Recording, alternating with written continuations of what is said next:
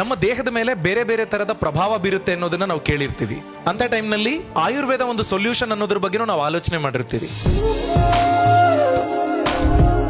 Corporate world ನಲ್ಲಿ ಒಂದು 15 ವರ್ಷ ಕೆಲಸ ಮಾಡೋಷ್ಟರಲ್ಲಿ ಸಾಕಷ್ಟು ಆರೋಗ್ಯ ನಂದೇ ಹಾಳಾಗೋಗಿತ್ತು. ನಾನೇ ಇಲ್ಲ ಅಂದ್ರೆ ನಂತರ ಏನು ಅನ್ನೋದು ಒಂದು ಭಯ ಶುರು ಆಗುತ್ತೆ. ಅದೇ ಪರಿಸ್ಥಿತಿಯಲ್ಲಿ ನಾನಿದ್ದೆ. ಹಾಗಿರುವಾಗ ನಾನು ಕಂಡುಕೊಂಡಿದ್ದು ಆಯುರ್ವೇದ. ನಾವ್ ಯಾರು ಇವತ್ತು ಸೂರ್ಯನೇ ನೋಡ್ತಾ ಇಲ್ಲ. ಎಕ್ಸಾಕ್ಟ್ಲಿ. ಸೂರ್ಯನ್ ನೋಡದೇ ಇದ್ಮೇಲೆ ಬರೋದು ಮೊದಲನೇದಾಗಿ ಡಿಫಿಷಿಯನ್ಸಿಗಳೇ ನಮ್ಗಿರೋದು. ಆಹಾರದ ಬಗ್ಗೆ ತಿಳ್ಕೊಳ್ಬೇಕಾಯ್ತು, ದೇಹದ ಬಗ್ಗೆ ತಿಳ್ಕೊಳ್ಬೇಕಾಯ್ತು. ಇದೆಲ್ಲ ತಿಳ್ಕೊಂಡ ನಂತರ ನಾವು ಸೆಲ್ ಮಾಡಬೇಕಿತ್ತು. ಇಂಡಿಯಾನಲ್ಲಿ ಹೈಯೆಸ್ಟ್ ಬಿಸ್ನೆಸ್ ಎಲ್ಲಾಗತ್ತೆ? ದಲಾಲ್ ಸ್ಟ್ರೀಟ್. ಪ್ರತಿಯೊಂದು ಬಾಗ್ಲು ಬ್ರೋಕರೇ. ಆಯುರ್ವೇದ ಕೂಡ ಇದೇ ರೀತಿ ಬೆಳಿಬೇಕು, ಆದರೆ ಫೌಂಡೇಶನ್ ಸ್ಟ್ರಾಂಗ್ ಆಗಿರಬೇಕು.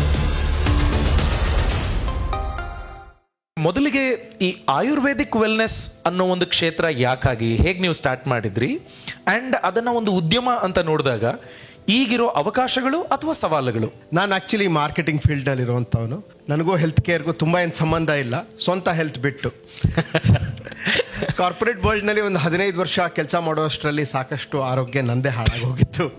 ಸೊ ಇದು ಮೊದಲನೇ ಕಾರಣ. ಇದನ್ನ ಹೇಗೆ ರಿಪೇರಿ ಮಾಡ್ಕೊಳ್ಬೇಕು, ಕೆರಿಯರ್ ಬೇಕು ಅಥವಾ ಇನ್ನು ಮುಂದೆ ಏನಂತಾರೆ ಮಿಡ್ 30s ಅಲ್ಲಿ ಇದ್ದಾಗ ಸಡನ್ ಆಗಿ ಒಂದು ಜೋಲ್ಟ್ ಶುರು ಆಗುತ್ತೆ, ಭಯ. ನಾನೇ ಇಲ್ಲ ಅಂದ್ರೆ ನಂತರ ಏನು ಅನ್ನೋದು ಒಂದು ಭಯ ಶುರು ಆಗುತ್ತೆ. ಅದೇ ಪರಿಸ್ಥಿತಿಯಲ್ಲಿ ನಾನಿದ್ದೆ. ಸೊ ಹಾಗಿರುವಾಗ ನಾನು ಕಂಡುಕೊಂಡಿದ್ದು ಆಯುರ್ವೇದ.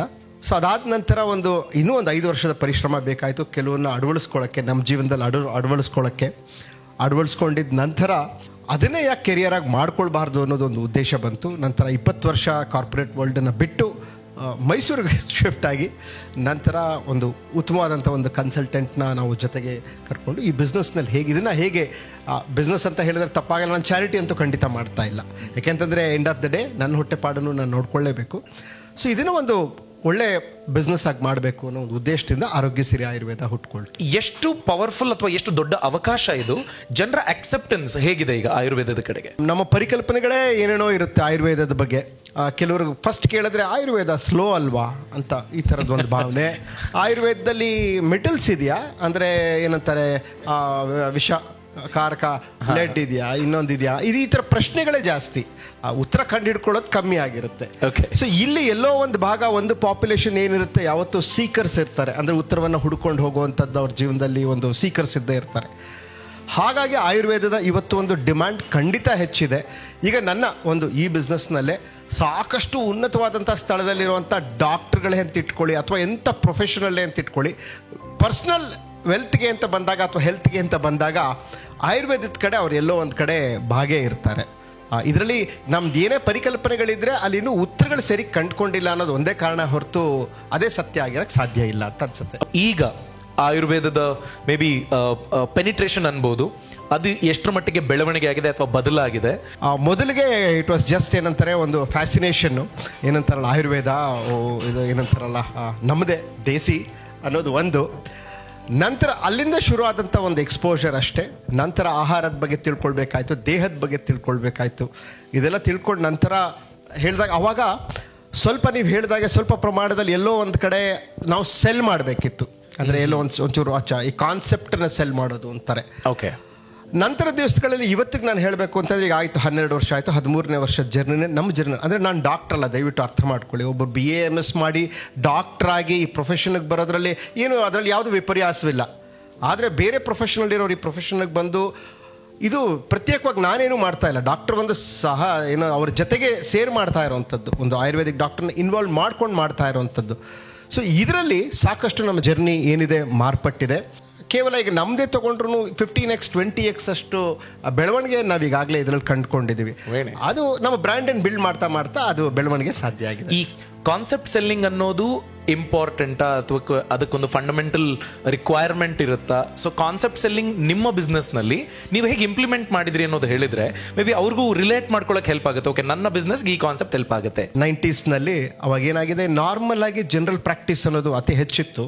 ಓಕೆ, ಜನರಲ್ ಪ್ರಾಕ್ಟೀಷನರ್ ನಿಮ್ಗೆ ಏನೇ ಬಂತು ಅಂದ್ರೆ ಎಲ್ರಿಗೂ ಫ್ಯಾಮಿಲಿ ಡಾಕ್ಟರ್ ಇದ್ರು. ಕರೆಕ್ಟಾ? 90s ಬಗ್ಗೆ ಹೇಳ್ತಿದ್ರೆ ಆ ದಶಕ ಗೊತ್ತಿದ್ರೆ ಫ್ಯಾಮಿಲಿ ಡಾಕ್ಟರ್ ಅನ್ನೋರು ಇದ್ರು, ಎಲ್ಲದಕ್ಕೂ ಅವ್ರ ಹತ್ರನೇ ಹೋಗೋರು.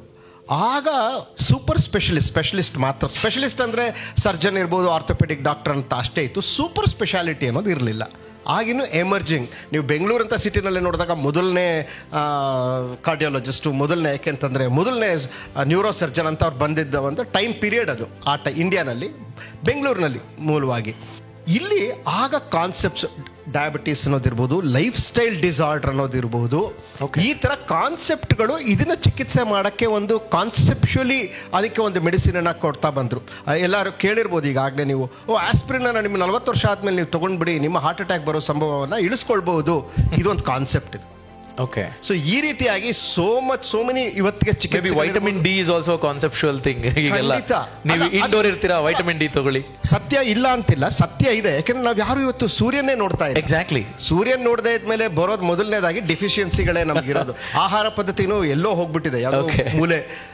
ಈ ತರ ಇರುವಾಗ ಅದು ಸತ್ಯ ಸ್ವಲ್ಪ ಇದೆ, ಸತ್ಯ ಇದೆ, ಆದ್ರೆ ಕಾನ್ಸೆಪ್ಟ್ಗಳು ಮುಖ್ಯ. Very nice. ನಿಮ್ಮ ಬಿಸ್ನೆಸ್ ಮಾಡ್ಯೂಲ್ ಬಗ್ಗೆ ಸ್ವಲ್ಪ ಹೇಳೋದಾದ್ರೆ sir, how does it work ಅಂತ. ಇಟ್ಸ್ ನಾಟ್ ದಟ್ ಈಗ ನಾವು ಇಲ್ಲಿ ಡಿಸ್ಕಸ್ ಮಾಡಿದ್ದನ್ನೆಲ್ಲ ಯಾರೋ ಮಾಡ್ಬಿಡ್ತಾರೆ ಅಂತಲ್ಲ, but I just wanted to understand how it works ಅಂತ. ಮಾಡಿದ್ರು ಅತಿ ಉತ್ತಮ. ಗ್ರೇಟ್ ಅಂದ್ರೆ ಹಂಚ್ ಬೆಳಿಬೇಕು. Yes sir. ಈಗ ಸ್ಟಾಕ್ ಮಾರ್ಕೆಟ್ನಲ್ಲಿ ಒಬ್ರು ಬ್ರೋಕರ್ ಇರ್ತಾರೆ, ಪಕ್ಕದಲ್ಲಿ ಇನ್ನೊಂದು ಬ್ರೋಕರ್ ಬಂದ ತಕ್ಷಣ ನನ್ನ ಬಿಸ್ನೆಸ್ ಅರ್ಧ ಕಿತ್ಕೊಳ್ತಾನೆ ಅನ್ನೋದು ಸುಳ್ಳು ಮಾತು. ಇಂಡಿಯಾನಲ್ಲಿ ಹೈಯೆಸ್ಟ್ ಬಿಸ್ನೆಸ್ ಎಲ್ಲಾಗತ್ತೆ? ದಲಾಲ್ ಸ್ಟ್ರೀಟ್. ಪ್ರತಿಯೊಂದು ಬಾಗ್ಲು ಬ್ರೋಕರೇ ಅಲ್ವಾ?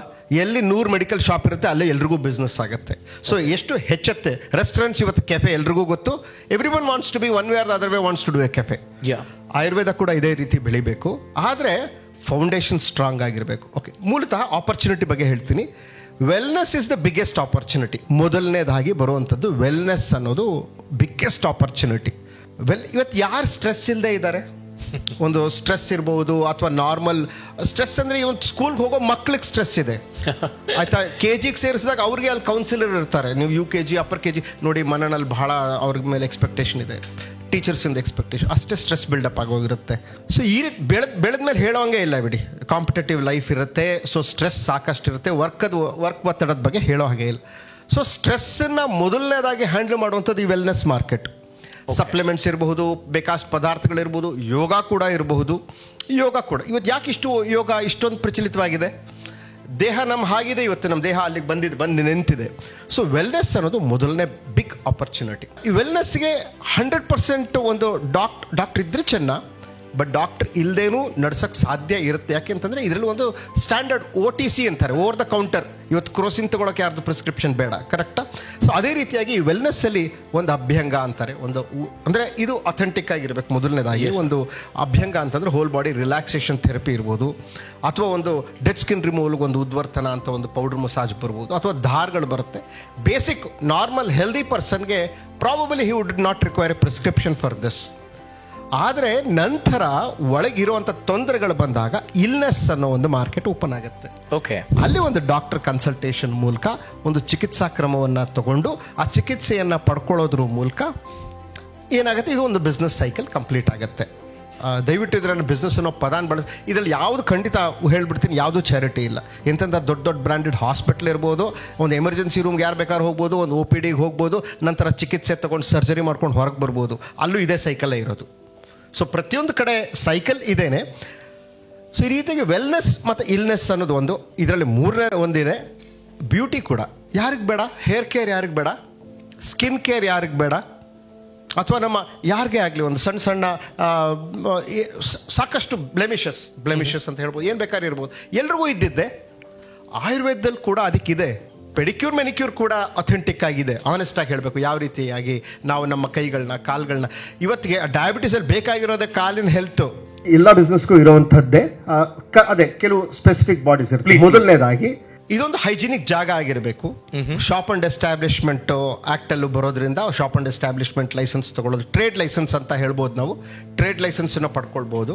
ನಂತರ KPME ಆಕ್ಟ್ ಒಳಗಡೆ ಬರುತ್ತೆ, Karnataka private medical establishments act ಒಳಪಡೋದ್ರಿಂದ ಆ KPMEಗೆ ಬೇಕಾಗಿರುವಂಥ ನಾವು ಸಾಕಷ್ಟು ಎಲ್ಲ ರೆಗ್ಯುಲೇಷನ್ಸ್ ನಾವು ಫಾಲೋ ಮಾಡಬೇಕಾಗತ್ತೆ.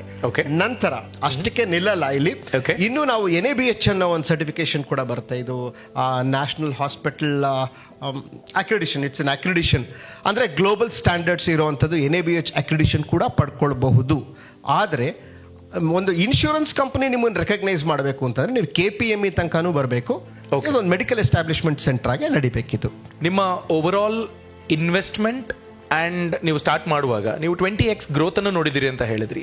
ಯಾರೋ ಅದನ್ನ ರಿಪ್ಲಿಕೇಟ್ ಮಾಡಬೇಕು ಅಂತಂದ್ರೆ ಅವ್ರ ತಲೆಯಲ್ಲಿ ಅಟ್ಲೀಸ್ಟ್ ಒಂದು ಫಿಗರ್ ಇರಬೇಕಲ್ವಾ, ಸೊ ಇಷ್ಟಿದ್ರೆ ನಾನು ಸ್ಟಾರ್ಟ್ ಮಾಡ್ಬೋದು ಅಂತ.